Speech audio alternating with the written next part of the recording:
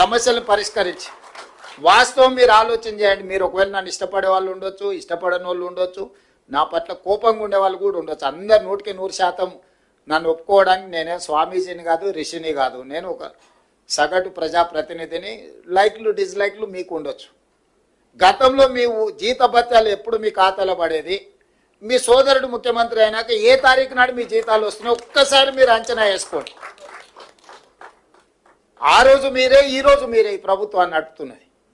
కానీ ఆ రోజు మీ జీతాలు ఎన్నడు వచ్చేది, ఈ రోజు జీతాలు ఎప్పుడు వస్తున్నాయి? ఈ 24 నెలల్లో ఎప్పుడైనా మీ జీతాలు ఆగినాయా, లేకపోతే ఇన్స్టాల్మెంట్లలో ఎప్పుడైనా పే చేసినా మీరు చూడండి.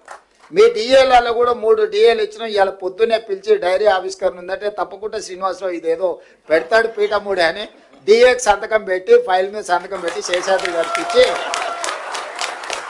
కనీసం పోతే ఏదన్నా సంతోషకరమైన వార్త ఒక్కటనే చెప్పాలి కదా నేను వాళ్ళకు అని పొద్దున్నే సిఎస్ గారిని, సీఎం పేషీ అధికారులను పిలిచి మాట్లాడి మీ డిఏకు సంతకం